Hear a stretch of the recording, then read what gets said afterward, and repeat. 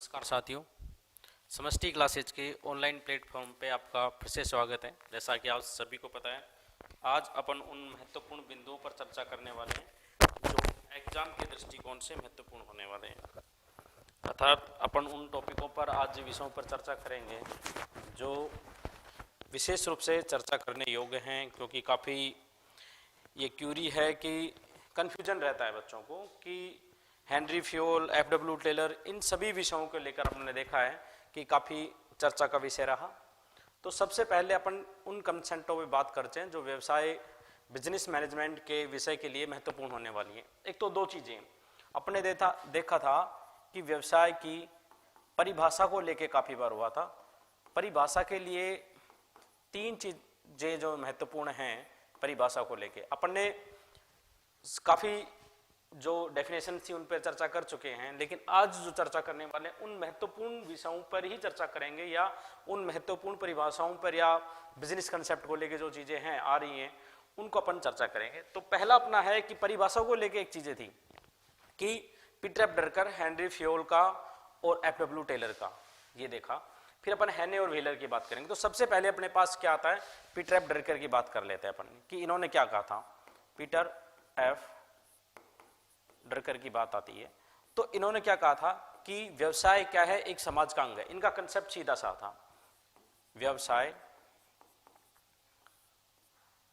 समाज का एक अंग है, समाज का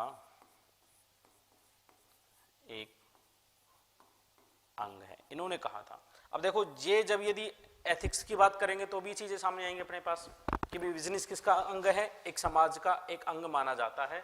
व्यवसाय को क्या माना गया, एक समाज का अंग माना है। लेकिन जब पीटर एफ. ड्रकर, स्पेशली जो याद रखना है आपको कि किसने कहा था, ये किसने, कथन किसके थे, मेन जो बात आएगी क्या आएगी कि कथन किसके थे। तो व्यवसाय को किसने कहा था, व्यवसाय को, व्यवसाय एक क्या है, समाज का एक अंग है, ये किसने कहा था, पीटर एफ. ड्रकर ने कहा था।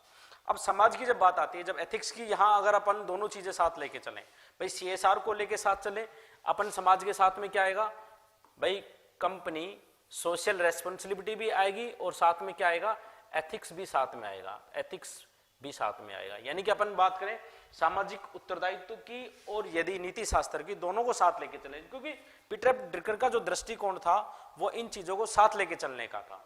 तो इन दोनों यदि अपन विषय पर चर्चा करें कि भाई CSR में क्या क्या शामिल है, तो CSR में जैसा कि अपन चर्चा कर चुके हैं स्पेशली कि CSR में क्या शामिल आएगा कि कंपनी अधिनियम 2013 की जो धारा थी 100 कितनी है, 135, धारा 135 में इसे शामिल किया गया है। साथ में अपन बात करें कौन सा है, शेड्यूल कौन सा है, तो शेड्यूल कौन सा आएगा, शेड्यूल 7 आ जाएगा इसमें, शेड्यूल कौन सा आ जाएगा, 7 आ जाएगा। तो सीधी सी बात ये थी अपनी इसमें कि भाई कंपनी अधिनियम 2013 की धारा 135 में किसको शामिल किया गया, CSR को शामिल किया गया। अब इन्होंने क्राइटेरिया क्या रखा था, जो मेन बात अपनी ये है कि भाई क्राइटेरिया क्या है इसके लिए, CSR के लिए, क्योंकि इन्होंने क्या माना था, पीटर एफ. ड्रकर ने कहा था कि व्यवसाय क्या है, समाज का एक अंग है। तो बात सीधी, भाई समाज का अंग है तो समाज, जब समाज के प्राकृतिक संसाधनों का दोहन कर रहा है, कोई भी कंपनी की बात करें या कोई भी व्यवसाय की बात करें, तो उसका समाज के प्रति एक उत्तरदायित्व बनता है। लेकिन इसके पीछे दो चीजें आती हैं भाई, यदि अपन बात करें तो इसमें दो विचारधारा काम कर रही है। एक तो क्या काम कर रही है, एक तो प्राचीन विचारधारा है, प्राचीन विचारधारा है, और एक नवीन विचारधारा। प्राचीन विचारधारा और नवीन विचारधारा दोनों को देखेंगे अपन यहां पर। प्राचीन विचारधारा क्या कहती है और नवीन विचारधारा क्या कहती है, यानी कि क्लासिकल थ्योरी और नियो क्लासिकल थ्योरी की बात करेंगे अपन।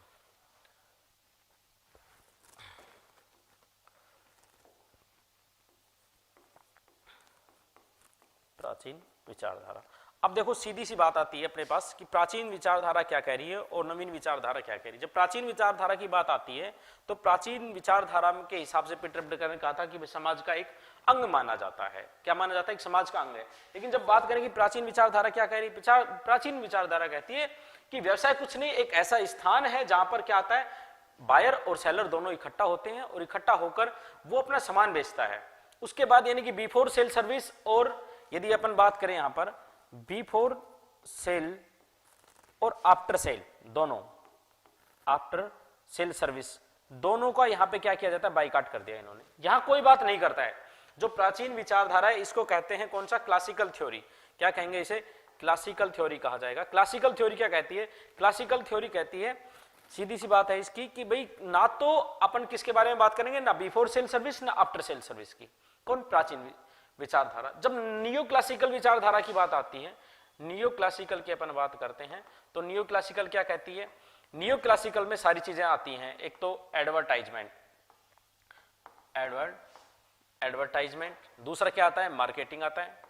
इन सभी के माध्यम से अपन किसको शामिल करेंगे, नियो क्लासिकल विचारधारा में शामिल करते हुए कि विचार क्या है भाई। इसने क्या कहा कि सिर्फ माल बेचना ही उद्देश्य नहीं है, मोटिव नहीं है उसका, सेलर का। उसका उद्देश्य है ग्राहकों की क्या होनी चाहिए, अधिकतम संतुष्टि होनी चाहिए। यानी कि ये किनको कर दें, ये किसको एंश्योर कर रहा है, ये एंश्योर कर रहा है मैक्सिमम क्या, सेटिस्फिकेशन, मैक्सिमम सेटिस्फिकेशन को एंश्योर कर रहा है। यानी कि ग्राहकों की संतुष्टि को क्या कर रहा है, एंश्योर कौन कर रहा है, नियो क्लासिकल थ्योरी कर रही है। किनके माध्यम से, एडवर्टाइजमेंट के माध्यम से और मार्केटिंग के माध्यम से। मैक्सिमम सेटिस्फेक्शन, ग्राहकों को अधिकतम संतुष्टि प्रदान होनी चाहिए, संतुष्टि प्राप्त होनी चाहिए। कौन कहती है, नियो क्लासिकल थ्योरी, या इसको अपन कह सकते हैं नवीन विचारधारा भी कह सकते हैं अपन इसको, नवीन विचारधारा। तो नवीन विचारधारा क्या कहना था कि आफ्टर सेल सर्विस, यानी कि माल बेचने से पहले, माल बेचने से पहले और बेचने के बाद, और बेचने के बाद की बात है कि दोनों में, माल बेचने से पहले आपको एडवर्टाइजमेंट के माध्यम से क्या किया जा रहा है, उसको शिक्षित किया जा रहा है ग्राहक को। किसके माध्यम, किसके लिए भाई, प्रोडक्ट की ये डिस्क्रिप्शन, ये इंग्रेडिएंट्स हैं इनके, इसके आसपास, और इसका यूज किस प्रकार से करना है, यानी कि लेबलिंग, पैकेजिंग या ब्रांडिंग के माध्यम से इन सब चीजों के बारे में किसको बताया जा रहा है, माल बेचने से पहले ही बता रहा है। उसके बाद आफ्टर सेल सर्विस की कि भाई ग्राहक संतुष्ट हुआ या नहीं हुआ, उसके बारे में पूछा जा रहा है ग्राहक से। अपन कह रहे हैं आफ्टर, यानी कस्टमर कॉल सर्विसेज के माध्यम से, या फिर उसके बाद भी काफी सर्विसेज दी जा रही हैं आपको। तो ये सब किसका है, ये कहलाती है कौन सी थ्योरी कहलाती है, न्यू क्लासिकल थ्योरी। तो दोनों के बाद डिफरेंस क्या है, डिफरेंस ये है इनमें कि भाई क्लासिकल थ्योरी ये कह रही है कि सिर्फ माल बेचो और बात खत्म, मतलब लाभ सिर्फ किसकी कह रही है, नियो जो क्लासिकल थ्योरी क्या कहती है, सिर्फ और सिर्फ अपने को क्या करना है, प्रॉफिट कमाना है। सिर्फ क्या चाहिए, यानी कि मार्जिन चाहिए। यहां पर सिर्फ प्रॉफिट गेन की बात करें, मार्जिन की बात कही जा रही है। लेकिन जब बात इसकी करते हैं अपन, किसकी, न्यू क्लासिकल थ्योरी की बात करते हैं, न्यू क्लासिकल थ्योरी में सीधा सा आता है क्या कि मैक्सिमम सेटिस्फिकेशन की बात की जाती है। किसको इंश्योर कर रहे हैं, मैक्सिमम सेटिस्फिकेशन को इंश्योर कर रहे हैं। और न्यू क्लासिकल थ्योरी किसको इंश्योर कर रही थी, मैक्सिमम प्रॉफिट या मैक्सिमम मार्जिन को इंश्योर कर रही थी। तो दोनों में जो डिफरेंस है वो सीधा सपने देगा। अब जो बात यहां आती है, जो मेन आपको मैं बताऊं कि ये जो पीटर ड्रकर ने क्या कहा था, पीटर ड्रकर ने कहा था कि व्यवसाय समाज का एक अंग है। लेकिन आगे अपन देखेंगे, क्योंकि जब एथिक्स को साथ में रखना है तो दो चीजें सामने आती हैं। एक आता है हैने, हैने ने क्या कहा था, हैने की जो डेफिनेशन है कि व्यवसाय क्या है, व्यवसाय एक मानवीय क्रिया है, व्यवसाय एक मानवीय क्रिया है जिसमें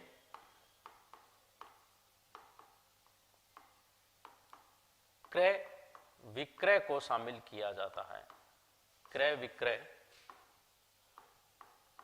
को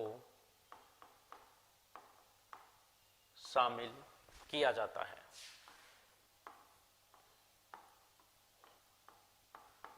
किसको शामिल किया जाता है, क्रय विक्रय को। लाभ का उद्देश्य, लाभ का उद्देश्य होता है, लाभ का उद्देश्य होता है। अब इन्होंने, हैने ने क्या कहा था, हैने ने साफ सुथरी एक बात कही कि व्यवसाय एक मानवीय क्रिया है, यानी कि ह्यूमन एक्टिविटी माना था इन्होंने। अपने को जो कैप्चर करना है किसी भी डेफिनेशन में से, जो मेनली अपने को कैप्चर करना है जिसमें क्रय विक्रय को शामिल किया जाता है और लाभ का उद्देश्य होता है। तो व्यवसाय एक क्या है, एक मानवीय क्रिया है जिसमें क्रय विक्रय को शामिल, क्रय विक्रय यानी कि सेलर और बायर आ रहे हैं अपना माल बेच रहे, लेकिन बात इन्होंने क्या की, एक मानवीय क्रिया। अब मानवीय क्रिया है तो सीधी सी बात है, समाज के प्रति उत्तरदायित्व बनेगा। समाज कहां जाएगा भाई, समाज तो आएगा ना।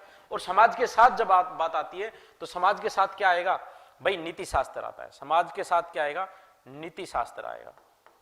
और जब नीति शास्त्र की बात होगी तो नीति शास्त्र के साथ क्या आएंगे, परंपरा आएगी समाज की, क्या आएगी? परंपरा आएगी,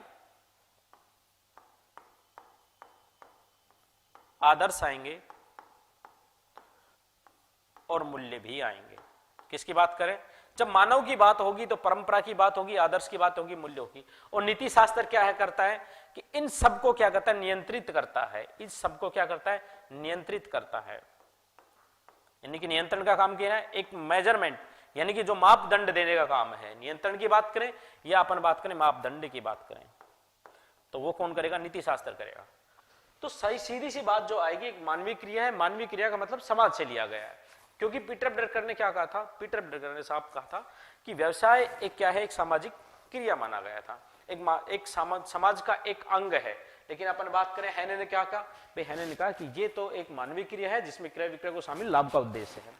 लेकिन जब समाज आएगा, मानव आएगा, तो नीति शास्त्र की बात होगी। परंपरा, आदर्श और मूल्य साथ चलेंगे। यानी कि अपन कहें दोनों चीजें पैरेलल चलती है, एथिक्स और सीएसआर।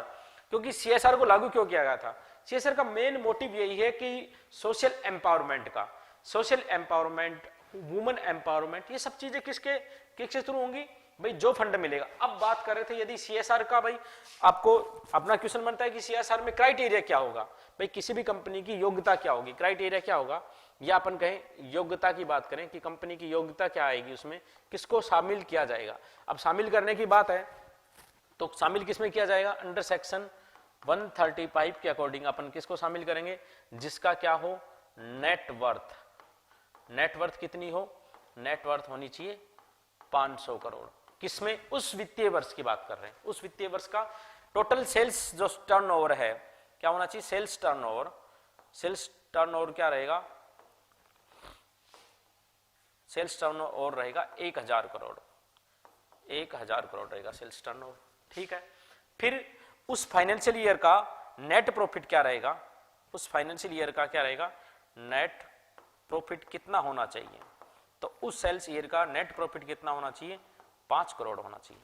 अब इन सब का जो मेन बात आएगी, ये तो क्या होगा? एक क्राइटेरिया होगा, उसकी एबिलिटी होगी। वो किसमें आएगी? धारा 135 के तहत किसके लिए लाइबल है?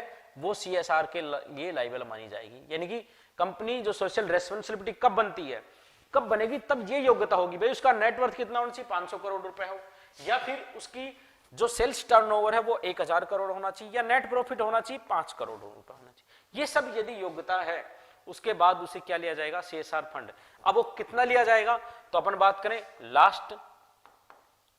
लास्ट 3 ईयर का एवरेज नेट प्रॉफिट का कितना लिया जाएगा? 2% लिया जाएगा। ये लिया जाएगा। अब सीधा इन्हीं से ही कितने सवाल बन रहे हैं? यहीं से भाई सीएसआर से कितने बन गए? क्योंकि अपना टॉपिक पहला है बिजनेस कंसेप्ट, सोशल रेस्पॉन्सिबिलिटी और एथिक्स। तीनों यदि अपन साथ इनकी चर्चा करें तो अपने पास जो सॉल्यूशन निकल के आता है, तो सीधी पहले सबसे पहला आएगा कि भाई सीएसआर की धारा कौन सी है? धारा 135 में, कंपनी एक्ट 2013 की धारा 135 में यदि इसका शेड्यूल की बात करें, शेड्यूल किस में शामिल किया गया है? शेड्यूल 7 में इसे शामिल किया गया है। धारा 135 है। तो उस कंपनी की एबिलिटी क्या होगी जो ये फंड देगी? 2%। अपना एवरेज 3 साल के, पिछले 3 साल का जो एवरेज नेट प्रॉफिट है उसका 2% देगी। तो उसके लिए एबिलिटी क्या होनी चाहिए भाई? उसका नेटवर्थ कितना हो? 500 करोड़ रुपए हो। सेल्स टर्नओवर 1000 करोड़ होना चाहिए। नेट प्रॉफिट कितना होना चाहिए? 5 करोड़ रुपए होना चाहिए। अब इन सब का यदि योग्यता है तो वो अपना जो पिछला 3 साल का नेट प्रॉफिट था उसका 2% किस पे खर्च करेगी? सामाजिक एम्पावर, सोशल एम्पावरमेंट पर खर्च करेगी। सामाजिक कल्याण के लिए बात करें अपन, या कोई भी ऐसा राष्ट्र हित में कोई भी काम हो जो समाज की उन्नति का काम करता है, वहां उसको खर्च करना होगा। तो ये तो होगी सीएसआर। अब नीति शास्त्र क्या कहता है? नीति शास्त्र कहता है कि जो व्यावसायिक गतिविधियां उनको नियंत्रण करता है। जैसे अभी अपन ने देखा, नीति शास्त्र से क्या आएगी? अब परंपरा, आदर्श और मूल्य साथ आएंगे नीति शास्त्र से। भाई जब समाज की मानवीय क्रिया माना है, पीटर ड्रकर ने कहा है कि एक समाज का एक अंग है। हैने कह रहा है कि क्या कह रहा है? कि ये एक मानवीय क्रिया है। तो इन सब से परे नहीं जा सकता व्यवसाय। अब परे नहीं जा सकता, मानव को छोड़ के परे नहीं जाएगा। तो सीधी सी बात है, उस एक व्यवसाय का एथिक्स के नाते एक काम है। क्या काम है? अब बात यह है कि उसे सोशल एम्पावरमेंट करना है। सोशल एम्पावरमेंट करना है तो उसे कुछ ऐसे काम भी करने होंगे। तो इन सबको क्या है कि ये क्या करती है? एथिक्स क्या कर रहा है? जो व्यवसायिक गतिविधियां हैं, एथिक्स का काम बात करें कि नीति शास्त्र क्या करता है, किसकी अगर अपन दृष्टिकोण से देखें नीति शास्त्र का, तो नीति शास्त्र क्या कर रहा है, व्यवसायिक गतिविधियों को नियंत्रित करता है, व्यवसायिक गतिविधियों को नियंत्रित करता है। अब किसके माध्यम से नियंत्रित करता है ये, कि कौन सी, ये क्या बताएगा कि उचित क्या है और दूसरा क्या बताएगा अनुचित क्या है। उचित और अनुचित गतिविधियों में क्या करता है, ये अंतर करता है नीति शास्त्र। भाई व्यवसायिक गतिविधियों को नियंत्रित कर रहा है, ये बता रहा है कि एक व्यवसाय के लिए उचित क्या है अनुचित क्या है। अभी किसके माध्यम से पता चलेगा, क्योंकि देखो मापदंड होना जरूरी है एक व्यवसाय के लिए। जब नीति शास्त्र की बात कर रहे हैं तो यदि उचित क्या है अनुचित क्या है। अब देखो उचित तो क्या हो सकता है, जैसे अपन बात करें साधन और साध्य की पवित्रता, उचित क्या है, साधन और साध्य कैसा होना चाहिए, पवित्र होना चाहिए, साधन और साध्य पवित्र होना चाहिए। सम मूल्य पर वस्तु का बेचान हो, सम मूल्य की परिभाषा हो, है ना। अधिकतम लाभ का जो सिद्धांत है, जैसे एडम स्मिथ ने क्या कहा था अपने वेल्थ ऑफ नेशन में, कहा था कि अधिकतम लाभ तो कमा लीजिए। उन्होंने इसके उलट थ्योरी दी थी कि अधिकतम लाभ के साथ क्या होगा, उत्पादन में वृद्धि होगी, और उत्पादन में वृद्धि होगी तो मांग और किसमें, पूर्ति में क्या होगा, समन्वय बना रहेगा, और मांग पूर्ति में समन्वय रहेगा तो समाज में समानता की ओर बढ़ेगा। लेकिन जब अपन बात करते हैं किसका, अधिकतम लाभ की बजाय जब सामाजिक कल्याण, अधिकतम सामाजिक कल्याण की बात आती है तो वो लाभ से इतर होता है। तो लाभ से इतर कैसे, कि क्योंकि अधिकतम लाभ के सिद्धांत में तो सीधी सी बात अधिकतम लाभ कमाने की ओर ही है उनका तो ध्यान, सामाजिक कल्याण की तो ध्यान है ही नहीं, क्योंकि उनको तो मांग चाहिए, बाजार में उनको क्या डिमांड चाहिए, सप्लाई देने का उनका काम है। वो लगातार वहां पर मजदूरों को मशीन की तरह काम करवाएंगे और अधिकतम से अधिकतम लाभ कमाएंगे। लेकिन एथिक्स कह रहा है भाई साधन और साध्य तुम्हारा पवित्र होना चाहिए और समूल्य पर उसका बेचान होना चाहिए। तो अनुचित क्रिया और उचित क्रिया क्या हो गई, भाई यदि आप सम मूल्य से ज्यादा उस उत्पाद को सम मूल्य से ज्यादा पर बेच रहे हो और समाज से ज्यादा वसूल कर रहे हो तो क्या होगी, वो क्रिया कैसी हो जाएगी, अनुचित क्रिया हो जाएगी। या फिर आपने कोई ऐसा व्यापार, आपकी व्यवसायिक गतिविधि ऐसी है कि आपने क्या किया, आपने लगातार भाई ऐसे जो अनलीगल है यानी कि अवैध काम, अनुचित में अपन किसको शामिल कर सकते हैं, अवैध धंधे को भी शामिल किया जा सकता है। जैसे कोई अवैध धंधा है वो भी क्या है, अनुचित है। और उचित कौन सा होगा, उचित हो जाएगा वैध, वैध कार्य। वैध कार्य क्या होगा, उचित होगा। जो भी आप व्यवसाय कर रहे हो यदि वो वैध है तो उचित है, और अनुचित कब होगा, जब वो अवैध हो। जैसे कि आपने गांजे का व्यापार शुरू कर दिया तो वह गांजे का व्यापार तो कैसा है भाई, अवैध है, अनलीगल, अनुचित है वो तो। और उचित क्या होगा, आपने जो उत्पाद समाज के मतलब मूल्यों और परंपराओं को बिना तोड़े, समाज के आदर्शों को मानते हुए यदि आपने किसी प्रकार का व्यापार प्रारंभ किया है तो उचित व्यापार कहलाएगा, उचित गतिविधियां कहलाएंगी आपनी। क्योंकि अब बात यह है कि एथिक्स कह रही है कि व्यवसायिक जो गतिविधियां हैं उनको नियंत्रित करती है, नियंत्रण करने का काम है, ये विभाजन करती है कि उचित क्या है और समाज के लिए अनुचित क्या है। ये बताने का काम किसका है, नीति शास्त्र का काम है। अब नीति शास्त्र के सिद्धांतों की बात करें, भाई अधिकतम लाभ का सिद्धांत, अधिकतम सामाजिक कल्याण का, दो सिद्धांत हैं। फिर जब बाकी के जो सिद्धांत आएंगे 14-15 सिद्धांत हैं, उनकी अपन बात पहले चर्चा कर चुके हैं। अब मेन जो मोटिव था अपना, भाई एक तो ये था कि भाई सीएसआर का क्या है फंडा, सीएसआर का फंडा ये है सीधा साधा, सामाजिक उत्तरदायित्व की बात करें कि कंपनी सोशल रेस्पॉन्सिबिलिटी की बात आती है तो किस धारा में आएगी, भाई company act 2013, company act 2013 under section 135 schedule 7 में है, नेटवर्थ 500 करोड़ होना चाहिए, sales turnover 1000 crore, net profit 5 crore. ये इसका क्राइटेरिया है, एक एबिलिटी है कि यदि कंपनी इस क्षेत्र में आती है तो सीधा सा बात है अब उसको ये खर्च करना पड़ेगा। क्या खर्च करना पड़ेगा कि अपने एवरेज नेट प्रॉफिट का 2% लास्ट 3 साल का खर्च करना पड़ेगा, समाज पर खर्च करना पड़ेगा। वुमेन एम्पावरमेंट हो या सोशल एम्पावरमेंट हो या देश के हित में जहां भी उसे लगे वहां खर्च कर सकती है। और ये सबसे बड़ी बात है, यहां ओबलाइज किया गया है। ऐसा नहीं कि जैसे कंपनी एक्ट 2013 से पहले क्या था, कंपनी एक्ट 2013 से पहले था कि मनमर्जी थी, भाई खर्च करे तो करे, नहीं करे। अब यहां उसको पाबंद कर दिया गया है, उसकी उसे खर्च करना ही होगा अधिनियम के तहत या कानून के तहत, संविधान के तहत इसे पाबंद कर दिया गया है भाई कंपनियों को सोशल, क्योंकि जब प्राकृतिक संसाधनों का विदोहन कर रहे हो तो समाज का बनता है कि समाज को आपको कुछ देना चाहिए, तो समाज को देने के लिए यहाँ क्या कर दिया गया, प्रतिबंधित कर दिया गया, भाई समाज को देना ही होगा आपको। तो ये सारी चीजें हुई। अब हैने की परिभाषा आपने देख चुकी है कि ये मानवीय क्रिया है, सीधा क्रय विक्रय को शामिल किया जाता है। अब बात अपन करें यदि, तो एक और आता है स्कॉलर, इसको बोलते हैं व्हीलर। क्या बोलेंगे अपन, व्हीलर की डेफिनेशन आती है। और व्हीलर ने क्या कहा था, निजी लाभ, निजी लाभ का उद्देश्य, निजी लाभ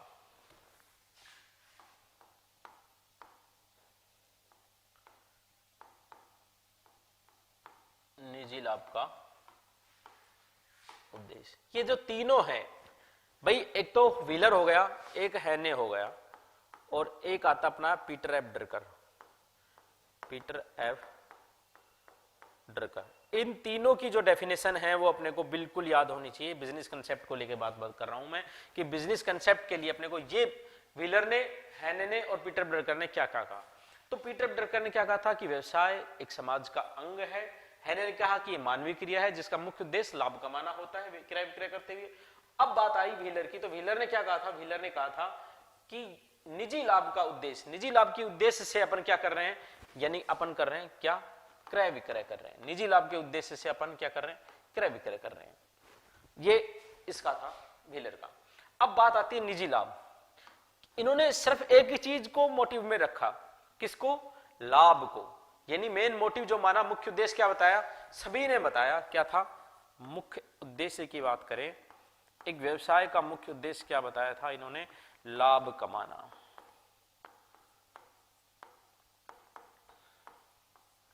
अब सीधी सी बात, यहां भी दो चीजें काम करती है। जैसे अपन व्यवसाय बिजनेस कंसेप्ट में बात कर रहे थे कि प्राचीन विचारधारा है और नवीन विचारधारा है। अब यदि अपन यहां भी एक क्लासिकल थ्योरी और एक नियो क्लासिकल थ्योरी यदि बात करें कि प्राचीन विचारधारा क्या कह रही है और नवीन विचारधारा क्या कह रही है। प्राचीन विचारधारा के तहत क्या है, सीधा सा एक व्यवसाय का उद्देश्य की बात करें तो क्या आता है, लाभ कमाना आता है। क्या आता है, लाभ कमाना ही उसका मुख्य उद्देश्य माना जाता है। ठीक है, लेकिन जब अपन नवीन विचारधारा की बात करेंगे, नवीन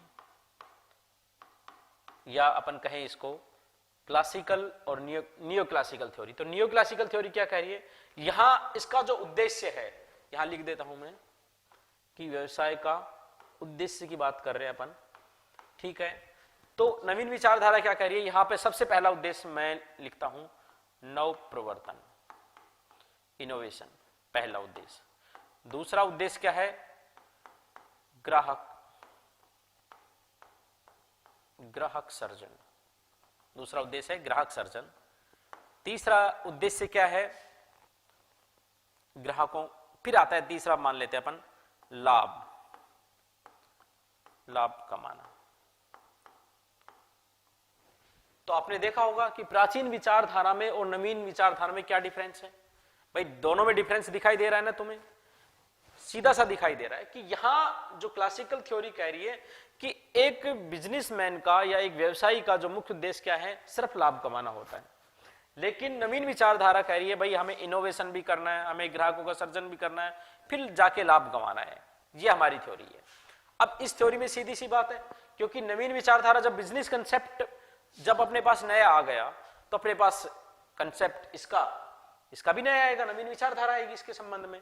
तो सीधी सी यहां क्या कह रहा है, जब अपन ओल्ड कंसेप्ट पे जाते हैं तो ओल्ड कंसेप्ट में आपने देखा होगा यहां जो विचारधारा काम कर रही है, ये क्या काम करती है, इस विचार नियो क्लासिकल थ्योरी में क्या था, अगर इसका उदाहरण दे अपन ये नियो क्लासिकल का, तो यहां अपन एक मॉल का उदाहरण दे सकते हैं। यहां इसमें क्या आ रहा है, यहां पे संभावित ग्राहकों की संख्या बहुत ज्यादा है। नियो क्लासिकल थ्योरी की यदि बात करें तो यहां पर हम लिख सकते हैं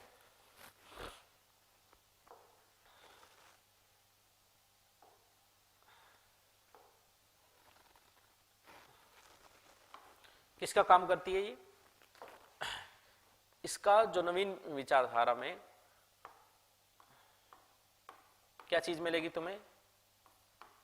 ग्राहक, संभावित ग्राहकों की संख्या, संभावित ग्राहकों की संख्या, संभावित ग्राहकों की संख्या। और जो प्राचीन विचारधारा है उसमें क्या आएगा? प्राचीन विचारधारा में लें अपन तो प्राचीन विचारधारा में बात है निश्चित ग्राहकों की संख्या, निश्चित ग्राहकों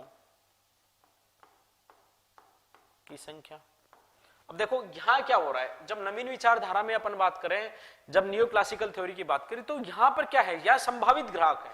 अब संभावित ग्राहक का उदाहरण अपन दे, जैसे कि एक मॉल में अपन गए तो वहां पर 1000 लोग रोज विजिट कर रहे हैं, 1000 लोग रोज विजिट कर रहे हैं, लेकिन माना कि वहां पर अब आइटम क्रैक करने वाला कौन है? आइटम परचेज कितने आदमी कर रहे हैं? 200 आदमी कर रहे हैं।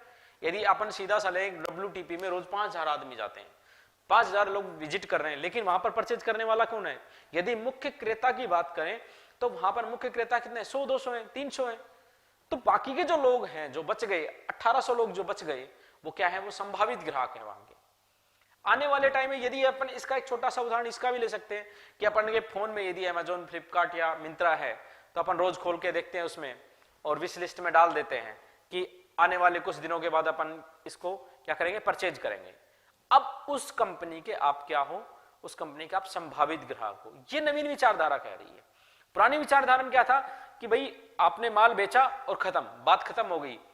आप निश्चित माइंड सेट लेके गए, फिक्स करके गए कि मुझे 1 किलो चीनी ले लिए, मुझे ये सामान लेना है, लिया और खरीदा और चल दिए। ना तो आफ्टर सेल सर्विस है ना बिफोर सेल सर्विस है। आज के पास आपके पास ऑप्शन है, मिंत्रा में आप जाए, फ्लिपकार्ट पे आप जाए, रिप्लेसमेंट का ऑप्शन आता है, रिटर्न का ऑप्शन आता है, रिफंड का ऑप्शन आता है। ये सब क्या है?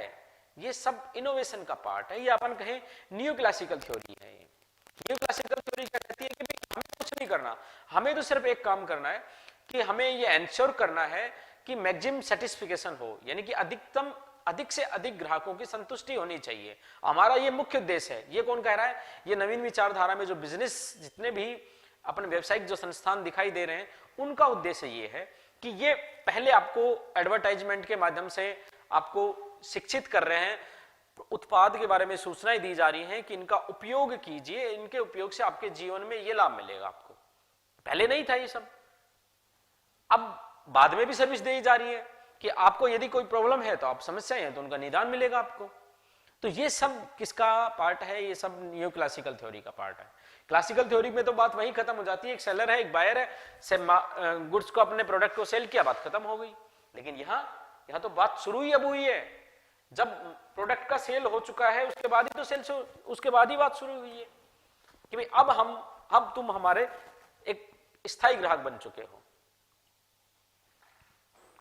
तो सीधा सा फंडा था भाई classical theory, new classical theory के बारे में अपन बात कर रहे थे कि इनका उद्देश्य क्या था कि लाभ कमाना था और लाभ कमाना है। अब इनमें क्या है कि नव प्रवर्तन करेंगे। नव प्रवर्तन का सीधा सा उदाहरण है भाई टच कीपैड फोन आता था, अब अपने पहले कीपैड फोन आता, अब टच फोन आ रहा है अपने पास।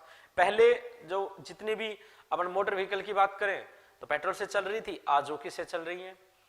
ईवी के माध्यम से चल रही है, इलेक्ट्रिक बैटरी के माध्यम से। अब जिसमें जो इस दौड़ में सबसे आगे था टाटा था, तो टाटा को यहाँ पे सबसे बड़े ग्राहक मिले। भाई इनोवेशन क्या उन्होंने नव प्रवर्तन किया, ग्राहकों को सर्जन किया उन्होंने सबसे पहले।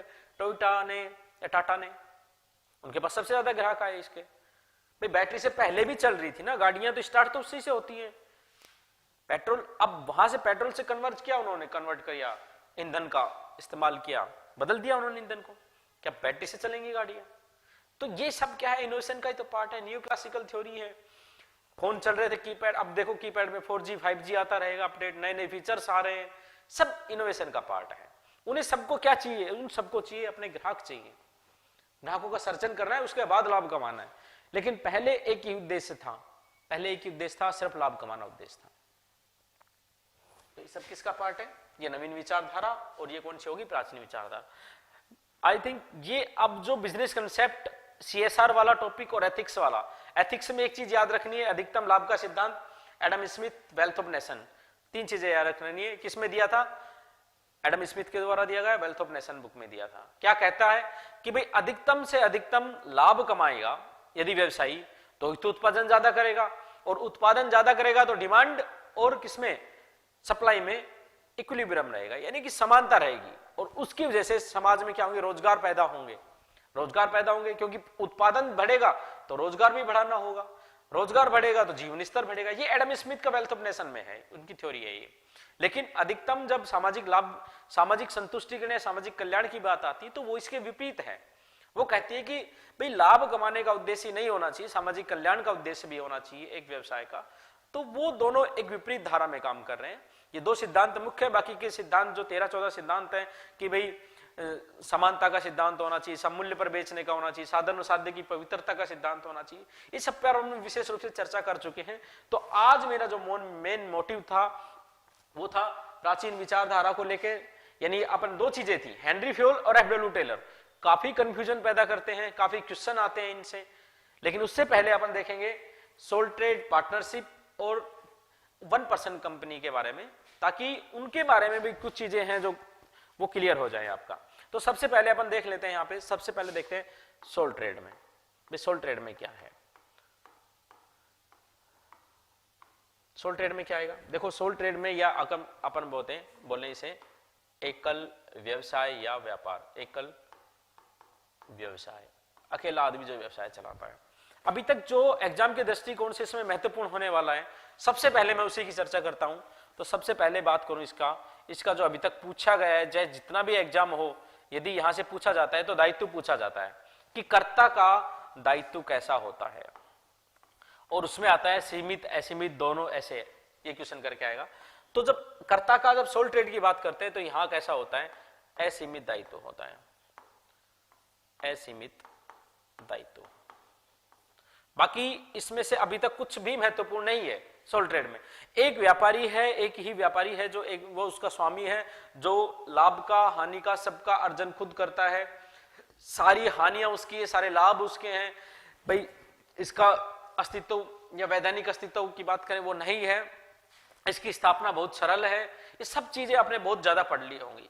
लेकिन यदि एक चीज जो पढ़नी है सोल ट्रेड में, अपन बात करें एकल व्यवसाय में, एकल व्यापार में, वो है कि इसमें कर्ता का दायित्व कैसा है। तो कर्ता का दायित्व कैसा, असीमित है। अब असीमित का मतलब अपन समझ लेते हैं।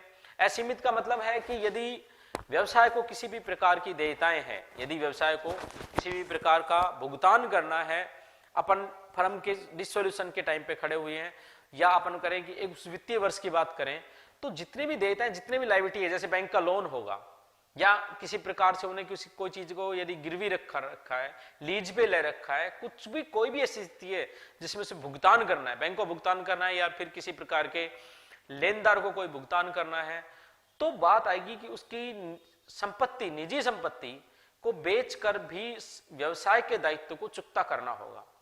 अब इसका मतलब क्या है भाई, यदि व्यवसाय पे 1 लाख का लोन है बैंक का,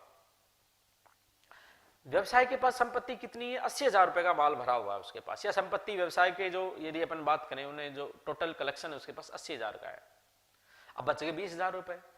अब 20,000 व्यापारी निजी जो भी संपत्ति है वहां से वसूल करके और बैंक का लोन चुकता करेगा।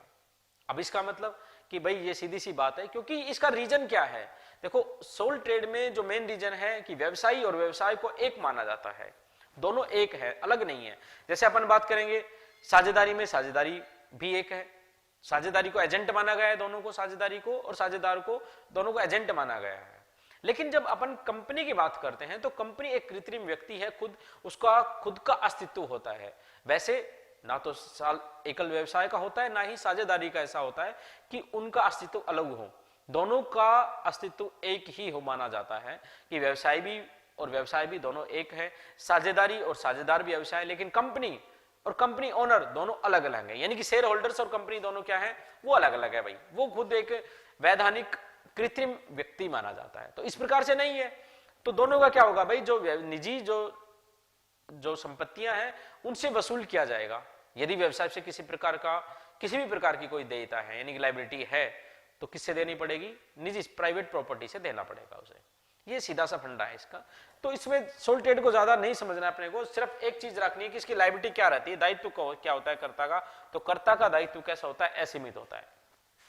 ये अभी तक जो पूछा गया है। फिर आता है एक आता है अगला HUF, यानी कि हिंदू अनडिवाइडेड फैमिली, हिंदू अविभाजित परिवार की बात आती है।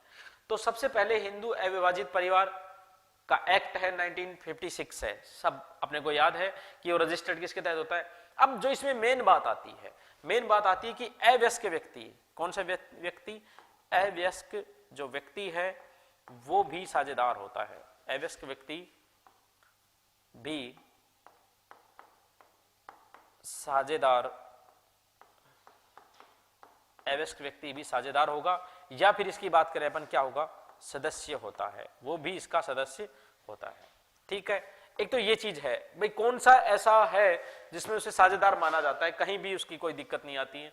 तो ये एक HUF है, क्योंकि इसमें जो व्यक्ति जन्म लेता है वो जन्म से ही उसका सदस्य माना जाता है। इस व्यवसाय में हिंदू अविभाजित परिवार व्यवसाय का सदस्य माना जाता है, या अपन बात कहें कि वो एक साझेदार माना जाता है। यदि साझेदारी में अपन ऐसा ऑप्शन लें कि भाई साझेदारी व्यवसाय में क्या होता है ऐसा, तो साझेदारी व्यवसाय में जो अवयस्क व्यक्ति जो साझेदार बनता है वो सिर्फ लाभ के लिए साझेदार होता है, हानि के लिए नहीं होता है। लेकिन यहां अपन देखेंगे कि जो व्यक्ति जिसने इस परिवार में जिसने जन्म ले लिया वो इसका सदस्य माना जाएगा, और 3 अनुक्रमिक रूप से पीढ़ियों तक वो इसका सदस्य रहेगा। एक ये बात है। दूसरी बात आती है इसमें कि भाई जो इसका जो कर्ता होता है HUF का कर्ता कौन होता है, तो कर्ता कौन होता है, वो होता है कौन, परिवार का मुखिया होता है। परिवार का जो मुखिया है वो क्या माना जाता है, इसका कर्ता माना जाता है। परिवार का मुखिया कौन है, सबसे वृद्ध आदमी, अपन कह सकते हैं सबसे वृद्ध आदमी क्या होगा, इसका कर्ता माना जाएगा। अब बात आएगी कि भाई यहां जो कर्ता का जो दायित्व है वो क्या है, क्योंकि कर्ता का जब दायित्व की बात आती है, क्योंकि यहां तो क्या है भाई, परिवार है, और जितना बड़ा परिवार हो उतने ज्यादा सदस्य है।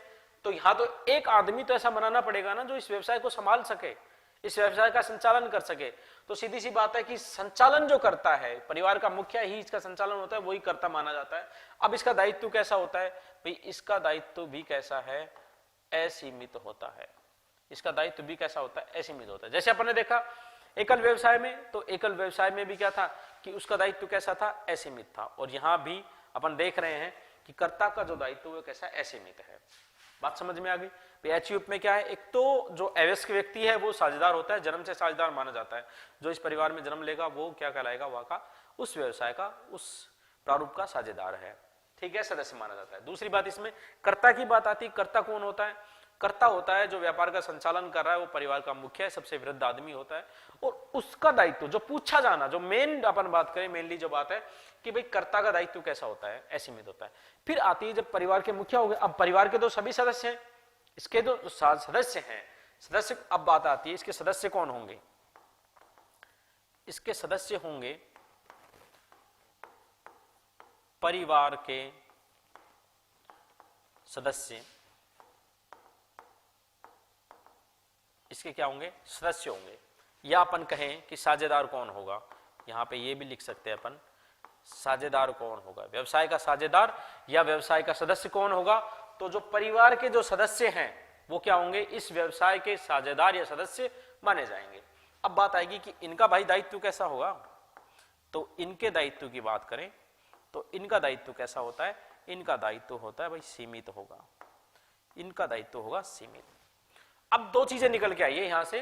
कर्ता का जो दायित्व है वो कैसा है, कर्ता की यदि बात करें अपन तो उसकी लायबिलिटी कैसी है, लायबिलिटी है असीमित है। और यहां पर कैसी है, सीमित है। सीमित का मतलब कि जहां तक आपकी अंश पूंजी है वहीं तक आपके दायित्व रहेंगे। यदि आपने 20% ले रखे, 15% है, 10% है, तो आपका जो दायित्व 100 रुपए में से 10 रुपए, यदि हानि होती है व्यवसाय को किसी प्रकार की या लाभ है तो 10% ही मिलेगा, क्योंकि आपने अंश इतना ले रखा है। और असीमित में क्या है, असीमित का मतलब है कि भाई आपको जो भी इन सब के बाद, भाई इनका तो सीमित था, 60% मान लो कि इनको दे रखा है परिवार के सदस्यों को, 60% जो अंश है वो किसके, 60% किसके पास है, शेयर होल्डर शेयर होल्डर्स यानी स्टॉक की बात करें, शेयर स्टॉक किसके पास है, वो भैया इनके पास है, मेंबर्स के पास या परिवार के सदस्यों के पास है, तो इनकी तो लायबिलिटी इतनी बनेगी। अब बाकी का जो बचा कुचा, अब वो मान लो कि 1 लाख में से 60,000 तो इनके हो गए, 40,000 इनके पास हो गए। अब यदि 1,20,000 है तो ये कितना देगा, 60,000 ये दे रहा था और 60,000 ये देंगे बराबर।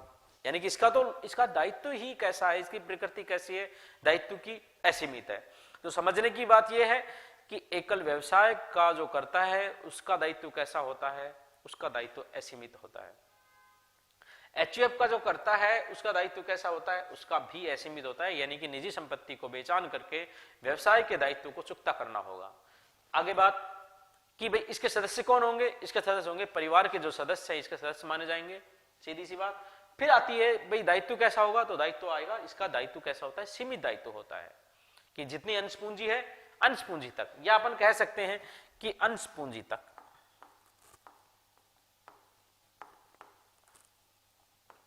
अंश पूंजी तक, ठीक है। अब ये आ गया कि भाई इसके सदस्य कौन होगा। अब बात आती है इसमें कि इनका सदस्य कितना, 3 अनुक्रमिक पीढ़ियों तक रहेगा, जो अभी तक जो पूछा गया है कि एचयूएफ में। फिर एक चीज आती है मिताक्षरा प्रणाली और कौन सी प्रणाली, दाया भाग प्रणाली, 2 चीज आती है। तो मिताक्षरा प्रणाली में आपने देखा होगा कि ये पश्चिम बंगाल में थी। मिताक्षरा प्रणाली कहां पे थी, पश्चिमी बंगाल में। अपन अभी एचयूएफ की बात ही कर रहे हैं। और एक आती है दया भाग प्रणाली। ये लाभ विभाजन का एक तरीका था। जब ये एचयूएफ था उस समय की बात है कि एक तो थी मिताक्षरा और दूसरी थी दया भाग प्रणाली। अभी मिताक्षरा तो थी ये पश्चिमी बंगाल में, ठीक है। और दूसरा यदि आप बात करें दया भाग प्रणाली की, तो दया भाग प्रणाली की संपूर्ण भारत में, संपूर्ण भारत में थी। अब इसमें क्या था कि जो पश्चिम बंगाल में थी इसमें था कि महिला प्लस में पुरुष, महिला और पुरुष दोनों क्या थे, बराबर सहज सहमासी, यानी कि बराबर के साझेदार माने जाएंगे। और इसमें था सिर्फ पुरुष सहमासी, यानी कि केवल क्या रहेगा, पुरुष साझेदार माना जाता है। अब इन दोनों के निकल के आ गए अपने पास भाई कौन कौन सी है, दया भाग प्रणाली और मिताक्षरा प्रणाली। ये पश्चिम बंगाल में थी, ये सिर्फ संपूर्ण भारत में लागू थी। यहां पर महिला और पुरुष को बराबर का साझेदार माना गया था। किसमें, बंगाल की बात कर रहे हैं अपन मिताक्षरा प्रणाली में। और दया भाग प्रणाली में क्या था, दया भाग प्रणाली में था कि किसको, संपूर्ण भारत में लागू थी। और इसमें क्या माना गया था, इसमें माना गया था कि पुरुष ही साझेदार रहेगा, महिला को साझेदार नहीं बनाया गया था। तो सोचो उस समय की बात है ये, 1956 के तहत ये होता है, 1956। तो मेनली अब निकल के आ गया कि एचयूएफ का क्या फंडा है। एचयूएफ का जो फंडा है ये क्लियर है। एक तो इसमें अवयस्क व्यक्ति क्या हो सकता है, साझेदार हो सकता है, जो जन्म से लेगा वो यहां पे साझेदार माना जाता है। दूसरी बात जो थी, इसमें परिवार का जो मुखिया होता है वो कर्ता होता है, और परिवार का जो मुखिया है वो सबसे वृद्ध व्यक्ति को माना जाता है, वो व्यवसाय का संचालन करता है। और उसका जो मेन है इंपॉर्टेंट ये पार्ट है कि इसका जो दायित्व होता है वो कैसा होता है, वो होता है असीमित दायित्व होता है। दूसरी बात करें कि भाई इसका साझेदार कौन होंगे, तो साझेदार कौन होंगे, इनके जो परिवार के सदस्य हैं वो ही इसके क्या माने जाएंगे, साझेदार माने जाएंगे। और उनका दायित्व कैसा होगा, उनका दायित्व सीमित होगा, यानी कि उनकी अंश पूंजी तक ही माना जाएगा। तीसरी बात जो इसमें आती है एचयूएफ में, वो आती है मिताक्षरा प्रणाली और दया भाग प्रणाली की। तो मिताक्षरा प्रणाली और दया भाग प्रणाली क्या थी, ये लाभ विभाजन का एक तरीका था, मेथड था। यहाँ पे मिताक्षरा प्रणाली पश्चिम बंगाल में लागू थी और ये संपूर्ण भारत में। यहाँ पर महिला और पुरुष को बराबर का सहमासी माना गया था, किसमें, मिताक्षरा में। और दया भाग प्रणाली में सिर्फ पुरुष को सहमासी माना गया था, यानी कि पुरुष ही साझेदार बना सकते हैं आप। ये संपूर्ण भारत में लागू थी। तो ये एचयूएफ का हो गया। अब आता है अपने पास पार्टनरशिप, यानी कि साझेदारी के बारे में, क्योंकि वहां बहुत जरूरी हो जाता है। काफी कंसेप्ट है यहाँ क्लियर होना जरूरी है कि साझेदारी के बारे में, क्योंकि देखा है कि काफी इस चीज को लेके उत्सुकता भी है कि क्या होता क्या है साझेदारी। देखो साझेदारी की परिभाषा जो दी है पार्टनरशिप एक्ट 1932 अंडर सेक्शन 4 में कहा है कि भाई दो या दो से अधिक व्यक्ति मिलके जो भी वैध कार्य करते हैं लाभ के उद्देश्य से वो साझेदार कहलाते हैं, और जिसका निर्माण होता है वो साझेदारी कहलाती है। अब बात आती है इसकी सबसे पहले यदि बात करें कि डेफिनेशन कहां दी गई है, तो भाई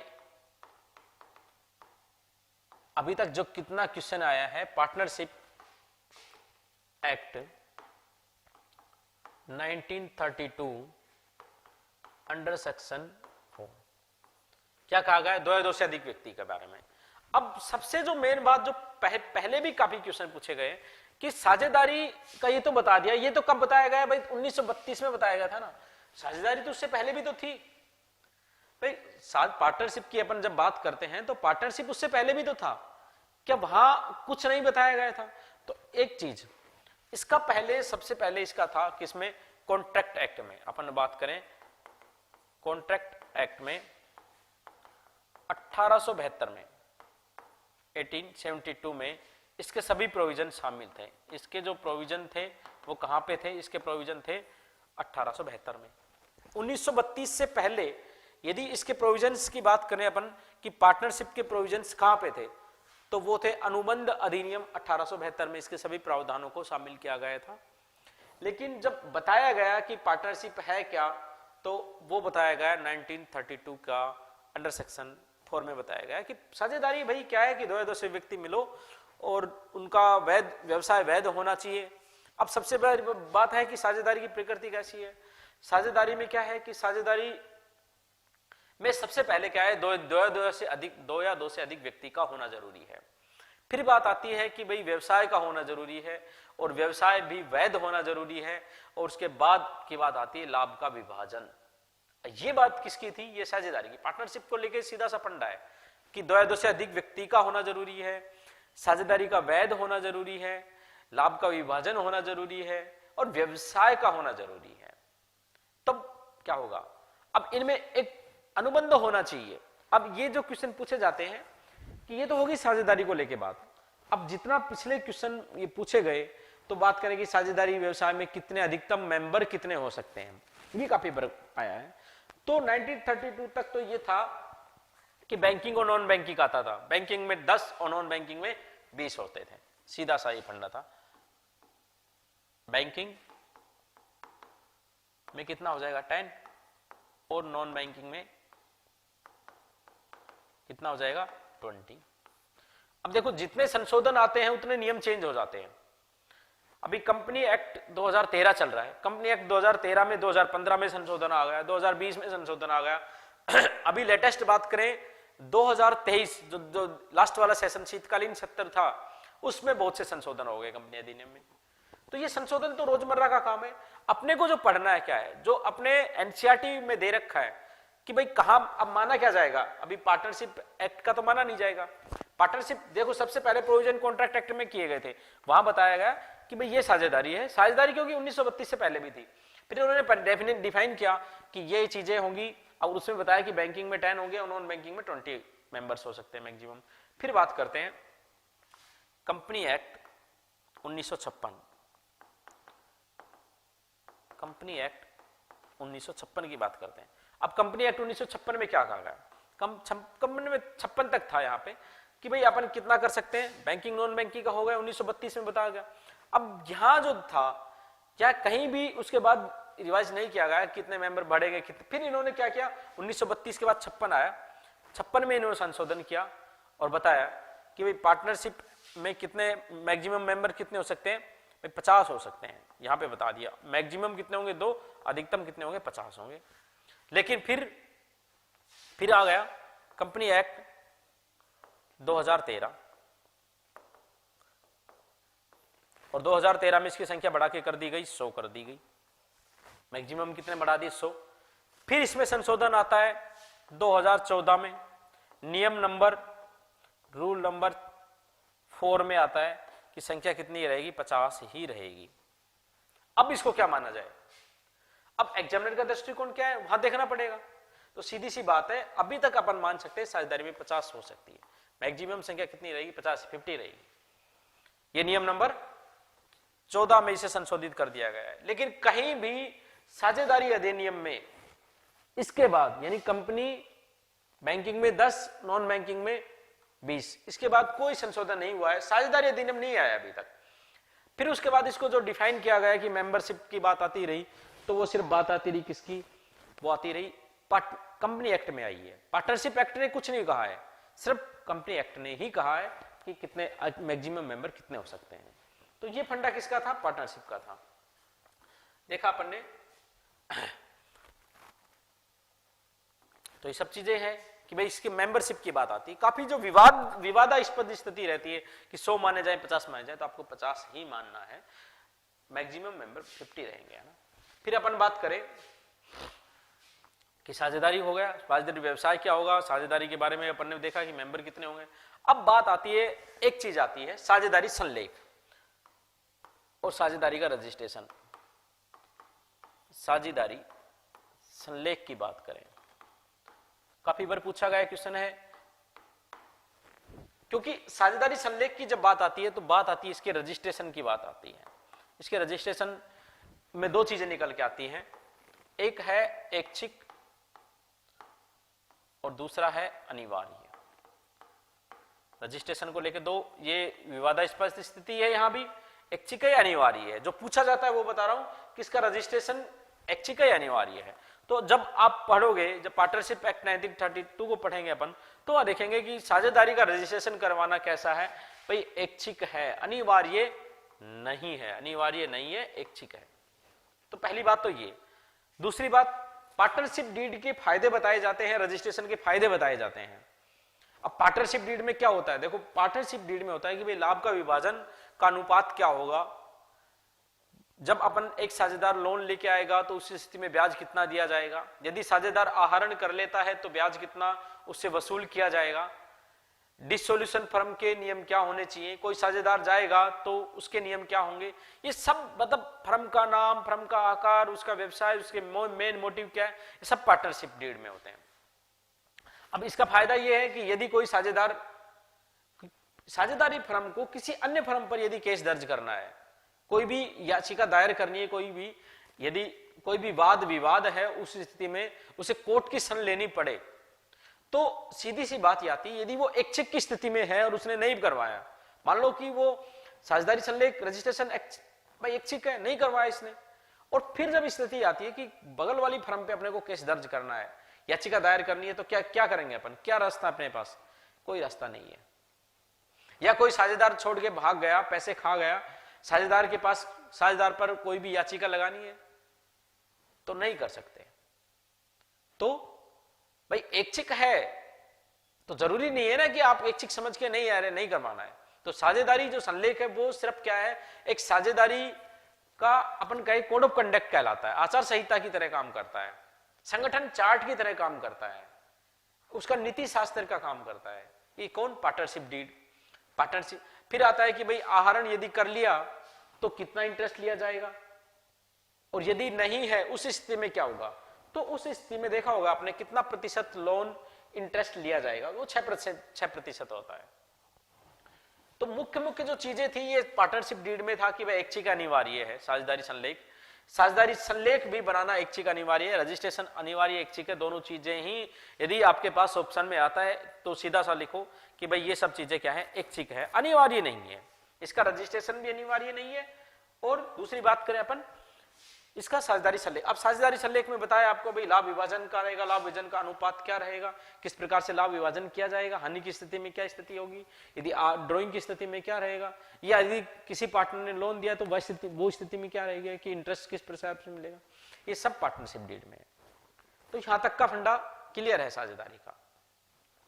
फिर अपन बात करें 1% कंपनी का, क्योंकि साझेदारी में इससे ज्यादा कभी नहीं पूछा गया है, या तो मेंबरशिप का पूछा गया है, साझेदारी संलेख का पूछा गया है। फिर हाँ एक चीज आती है साझेदारों के प्रकार और साझेदारी के प्रकार, और एक कथन जो है वो है कि साझेदार, लिख देता हूं नोट कर लेना,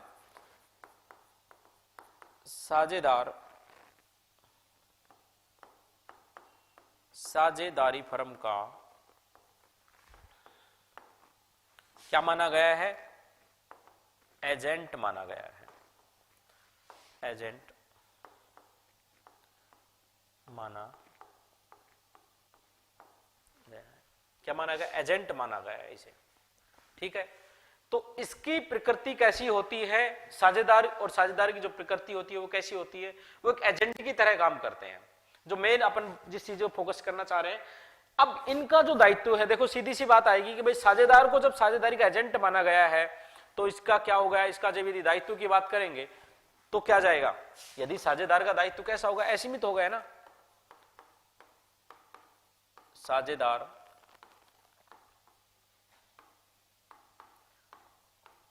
का दायित्व कैसा होगा, अब मेन बात यह है, मेन बात क्या आ गई, अब दायित्व की बात आ गई। तो यहां दायित्व में क्यों दोनों को एक माना गया है, भाई अपन ने देखा था कि एकल व्यवसाय में क्या देखा था, एकल व्यवसाय में देखा था कि व्यवसाय और व्यवसायी को एक माना गया है, यहां साझेदार और साझेदारी को एक ही माना गया है।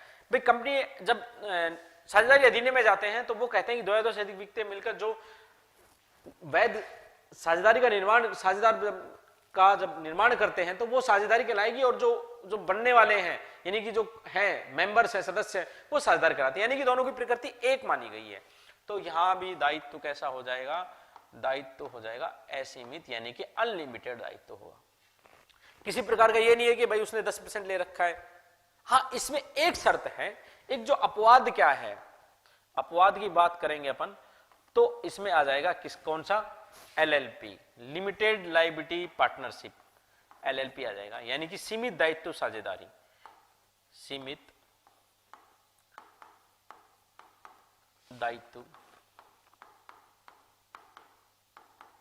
साझेदारी, सीमित दायित्व साझेदारी, ये है।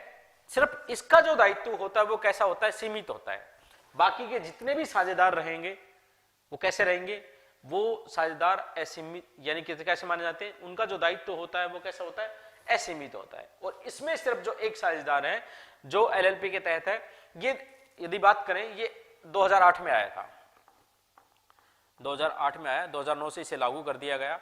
अब इसमें क्या था भाई, यहां एक कमियां थी, यहां क्या कमियां थी कि दायित्व कैसा है, असीमित है, यानी कि यहां भी साझेदारी व्यवसाय को यदि किसी प्रकार की हानि होती है तो निजी संपत्ति को बेचकर साझेदारी व्यवसाय के जितने भी देयता हैं उनको चुकता करना पड़ेगा।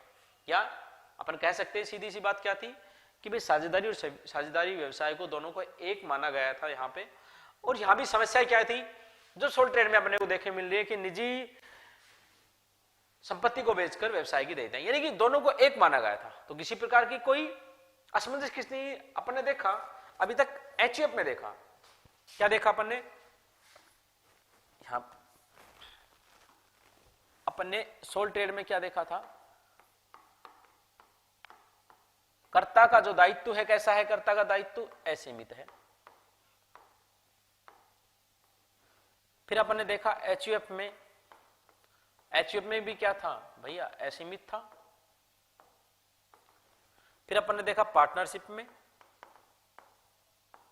पार्टनरशिप में क्या प्रॉब्लम थी, पार्टनरशिप में भी यही प्रॉब्लम थी, यहां भी असीमित था, यहां भी असीमित है। अब इसका एक तोड़ निकाला गया, इनकी समस्याएं इतनी थी, देखो सब में यही तो चीजें आ रही है मेन कि भाई यहां पे सबका असीमित आ रहा है। तो इन्होंने क्या किया, साझेदारी व्यवसाय, इससे पहले कंपनी आ चुका था, लेकिन अपन बात करें किसका, 2008 में साझेदारी व्यवसाय में एक संशोधन किया गया और इसमें एलएलपी को जोड़ दिया गया, 2009 से इसे लागू कर दिया गया, लिमिटेड लायबिलिटी पार्टनरशिप, कि भाई इसमें कुछ कमियां हैं, इन कमियों को दूर करेंगे अपन। साझेदारी व्यवसाय में जो कमियां हैं उनको दूर करने के लिए ये आता है लिमिटेड लायबिलिटी पार्टनरशिप। जैसे अपन देखेंगे कि जब कंपनी में कुछ कमियां हैं, क्योंकि उसका प्रारूप बहुत बड़ा है, तो उनकी कमियों को दूर करने के लिए क्या लेके आए वो, 1% कंपनी। अब इस साझेदारी की कमियों को दूर करने के लिए क्या लेके आए भाई, 1932 के बाद देखो 2008 में उनको कमियां दिखाई देती हैं, और कमियों को दूर करने के लिए वो जितने भी इसमें कुछ थे उनको दूर करने के लिए वो लेकर थे एलएलपी। अब इसमें दोष क्या थे, इन सभी में दोष था भाई इनकी निजी संपत्ति को बेच दिया जाएगा, अगर किसी प्रकार की हानि होती है तो निजी संपत्ति का बेचान होगा, निजी संपत्ति का बेचान करके और व्यवसाय की जितनी भी देयताएं हैं उनको चुकता करना होगा। ये सीधा सा फंडा था इनका। अब इस फंडे को इन्होंने क्या सोचा समझा और इसको दूर करने के लिए एलएलपी लेके आए, 2008 में आती है। अब मेन बात जो है कि साझेदारों का दायित्व कैसा होता है, असीमित होता है। इस समस्या को दूर करने के लिए एलएलपी लेके, और ये एक प्रकार है। अब बात आएगी कि साझेदारी में जो प्रकार जो होता है, साझेदारों के प्रकार, साझेदारों के प्रकार और साझेदारी के प्रकार। देखो साझेदारों के प्रकार में अपन ने देखा था भाई सक्रिय साझेदार, निष्क्रिय साझेदार, भाई जो सक्रिय रूप से भाग लेता है वो सक्रिय, जो निष्क्रिय रूप से भाग लेता है वो निष्क्रिय है। फिर एक था ऐच्छिक साझेदारी और अनैच्छिक साझेदारी। तो ऐच्छिक साझेदारी क्या है, जब तक साझेदार चाहे तब तक वो साझेदारी में रह सकता है, जिस दिन चाहे वो बाहर जा सकता है, वो अनैच्छिक हो जाएगी। जब तक है चलता रहेगा। जैसे कि कोई एक प्रोजेक्ट है ऐसा है जिसका 1 साल का ड्यूरेशन है, तो उस दौरान जो साझेदारी बन रही है वो साझेदारी ऐच्छिक साझेदारी कहलाएगी। जब उसको खत्म कर दिया जाएगा अनैच्छिक साझेदारी हो जाएगी। फिर परिवर्तनशील की बात आती है, भाई यदि कन्वर्ट कर दिया जाए साझेदारी को या एलएलपी में तब्दील कर दिया जाए, ये सुरक्षित साझेदारी है, सुरक्षित। लेकिन जो मेन बात आती है, मैं जो उनका बात करना चाहूंगा, जो मेन टॉपिक है इसमें, एक आता है गत्यावरोध के द्वारा साझेदार और एक आता है प्रदर्शन के द्वारा साझेदार, पार्टनर्स बाय एस्टेबल। और तो इसमें क्या आएगा भाई, प्रदर्शन के द्वारा साझेदार और गत्यावरोध द्वारा साझेदार। देखो इसमें जो मेन चीजें आती हैं, इनमें जो पूछा जाता है अपन उनकी बात करेंगे। पूछा क्या गया है अभी तक, पूछा गया है कि भाई ये जो साझेदार है, यानी कि अपन बात करें प्रदर्शन के द्वारा साझेदार या नाम मात्र का साझेदार, 2-3 चीजें आती हैं। पहला आता है नाम मात्र का साझेदार, नॉमिनल, नाम मात्र का साझेदार, प्रदर्शन द्वारा साझेदार,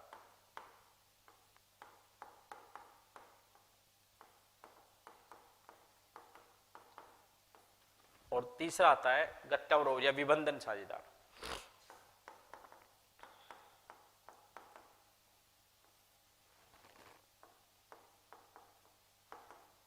अब इसमें चीजें क्या क्या होती है, देखो नाम मात्र का साझेदार, नाम से पता चल रहा है तुम्हें ये किसका है, नाम मात्र का साझेदार। ये मैं प्रबंध में किसी प्रकार का कोई भाग नहीं लेता है, किसी प्रकार का कोई संचालन, ना ही लाभ में कोई हिस्सा लेता है। ये क्या करता है, ये किसका काम करता है, ये देखो अपने नाम का यूज करने देता है। नाम मात्र का है तो सिर्फ अपने नाम का मतलब होगा गुडविल को यूज करने देता है, खुद की जो गुडविल है उसको यूज करने दे रहा है व्यवसाय को। किसी प्रकार का कोई भी, ना तो इसका शेयर होता है साझेदार में, किसी प्रकार का कोई साझेदार नहीं है ये। लेकिन जो इसमें अभी तक जो क्वेश्चन की बात है कि ये पूछा जाएगा, क्या पूछा जाएगा उसकी बात करते हैं। अब इसकी जो बात करें, इन तीनों की बात करेंगे जो अभी तक पूछा गया। पहले इनका एक बार चर्चा कर लेते हैं। प्रदर्शन द्वारा साझेदार, प्रदर्शन द्वारा साझेदार क्या कहता है, सिर्फ दिखाता है कि मैं इस कंपनी का क्या हूं, साझेदार हूं, बल्कि वो होता नहीं है, ना वो किसी प्रकार का लाभ में फायदा उठाता है, ना किसी भी प्रकार के प्रबंधन में भाग लेता है। गत्यावरोध के द्वारा साझेदार, इसकी भी यही स्थिति होती है, ये कोई भी साझेदार नहीं होते हैं। अब जो पूछा जाता है उसकी बात कर लेते हैं कि पूछा क्या जाता है।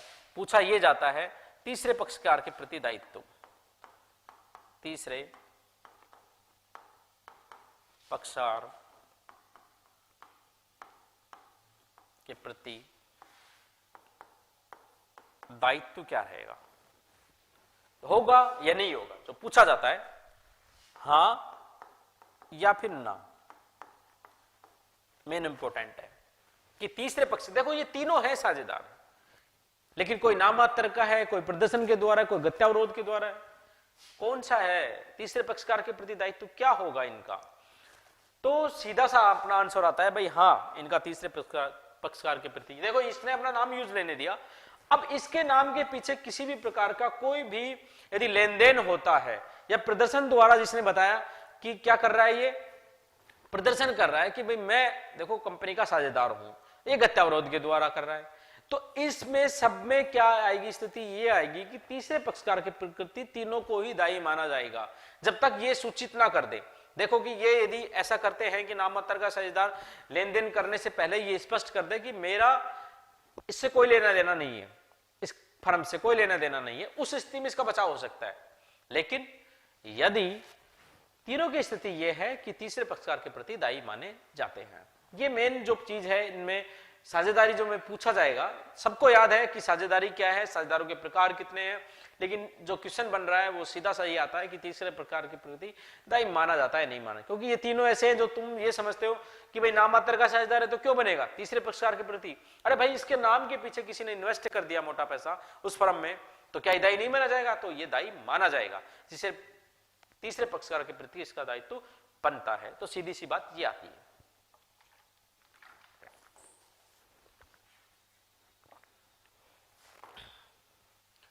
हो गया, सोल ट्रेड एचयूएफ पार्टनरशिप में सीमित हो गया अपना, और साझेदारों का दायित्व हो गया। ये तो सी अभी तक कितनी किसकी बात थी, साझेदार तक की बात थी, ठीक है, कि नाम मात्र का साझेदार, प्रदर्शन साझेदार, ये साझेदारी में अब साझेदारी के प्रकार में आ जाएगा।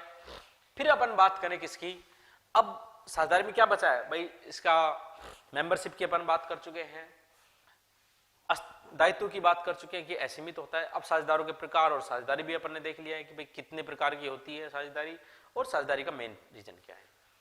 अब बात करते हैं अपन किसकी, कंपनी की बात करें तो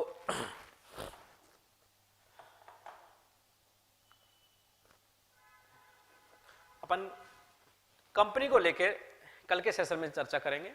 तब तक के लिए धन्यवाद। ज्यादा से ज्यादा इस क्लास को शेयर करें, क्योंकि उन लोगों को यहाँ फायदा पहुंचने वाला है जिनके कंसेप्ट क्लियर नहीं है, क्योंकि आज अपन यहाँ कंसेप्चुअल बात कर रहे हैं, किसी प्रकार के क्वेश्चन पर चर्चा नहीं कर रहे हैं। और यदि आपके कोई भी यदि समस्या हो तो आप नीचे कमेंट सेक्शन में जरूर बताइएगा, और ज्यादा से ज्यादा इस क्लास को शेयर करें ताकि लोगों को फायदा पहुंच सके, क्योंकि आने वाले दिनों में हम लगातार इस प्रकार की रिवीजन क्लासों के रूप में अपन आपसे विशेष चर्चा करेंगे इकोनॉमिक्स के टॉपिक को लेके, चाहे वो नेशनल इनकम हो या फिर डिमांड एनालिसिस हो या फिर इन्फ्लेशन हो, तो उनमें शॉर्ट ट्रिक के माध्यम से अपन यहाँ विशेष चर्चा करेंगे। तब तक के लिए धन्यवाद, कल फिर से मुलाकात करते हैं।